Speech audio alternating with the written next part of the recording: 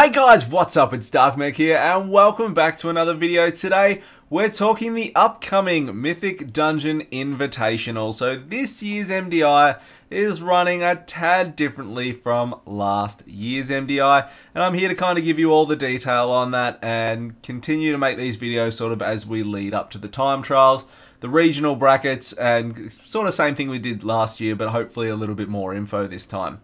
So as I said, this year's MDI is functioning a little bit differently to last year. So the first year's MDI, we saw only the top 8 teams were invited to take part in that regional bracket stage. This year, Blizzard allowed even more teams to compete for a chance at that $200,000 prize pool. All eligible teams who completed the MDI Proving Grounds received an invitation to the Tournament Realm, which specifically configured realms where you can run the same key over and over and over again. You have access to all the top gear at the same item level, and from that we'll get a real sense of who the best teams are.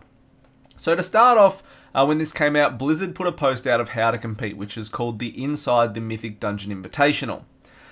So in order to be eligible for the MDI, you needed to compete through the Proving Grounds. Now, the Proving Grounds started on February the 27th in America, and they ran for 2 weeks.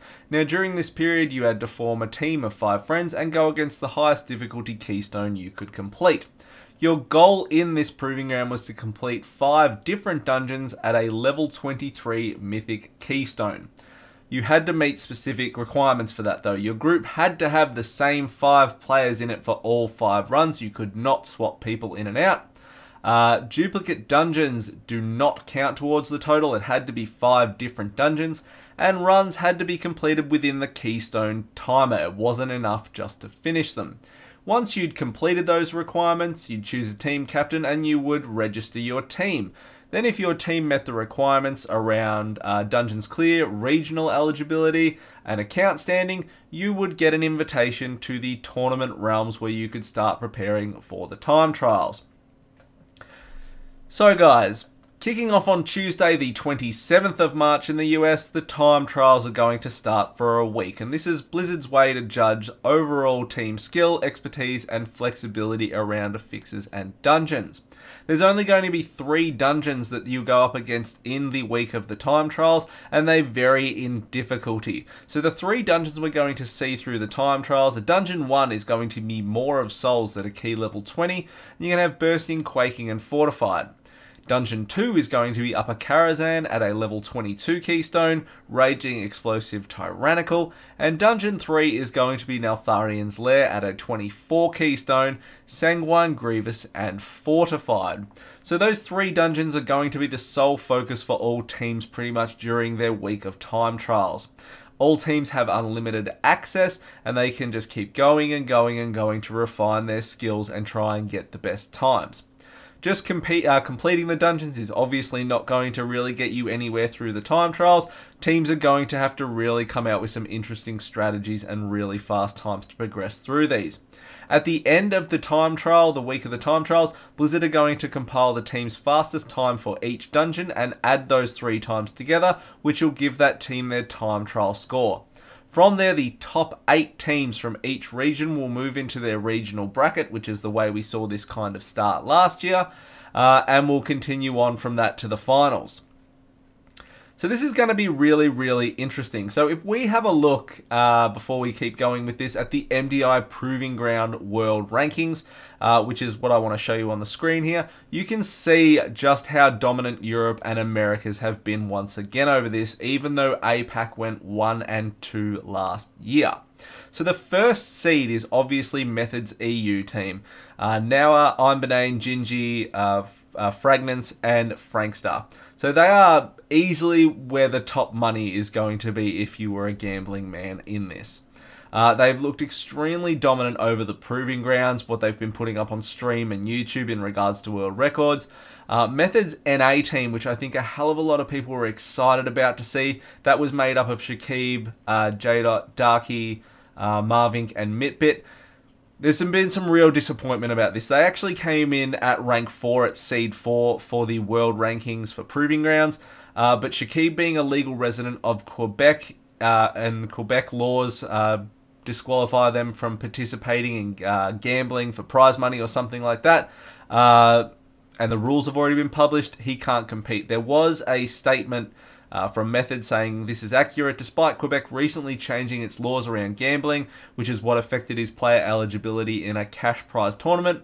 Blizzard has not changed their eligibility rules. We signed the team up knowing full well of this information. We're confident he'll be available for future MDI seasons, and in the meantime, he'll just be a streamer and influencer for Method. So this really sucks, because I really wanted to see the Demon Hunter go up against the DK from Method. Like, I really wanted to see that sort of clash. And the teams are made up, you know, fairly differently as well. So that would have been really good to see as well. But that does not mean that we're not going to still see some amazing competition. As I said, the NA team was actually seeded 4th anyway, with another Europe team being seeded 2nd. So I'm just going to be really interested to see how this all plays out. But I did really want to see Shakib and his team compete in this. Europe and America dominated the MDI global rankings. As I said, they took 8 of the 10 spots, with APAC finishing up 9th and 10th, and you can see the players involved in that then.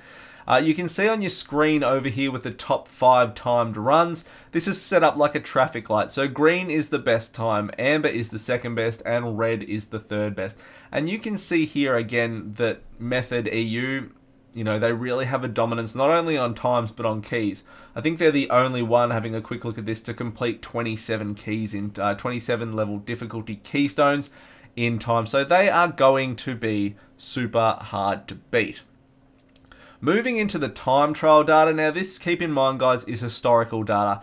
This data is the best times for these dungeons to date.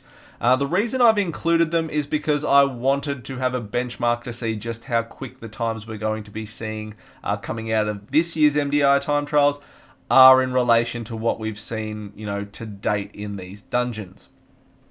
So you can see, again, there's a fair few relevant names in that MDI global ranking. There are a few names that obviously don't appear though, and I don't know if they'll still have teams on the proving grounds and see how they'll go. But there's going to be some really, really quick times coming out of this. And again, as I said, I just had them there as a benchmark. So that's pretty much all the information that we've sort of got at the moment around how the time trials are going to work and what we're going to see from them and who's in this. And I wanted to break it down to top teams.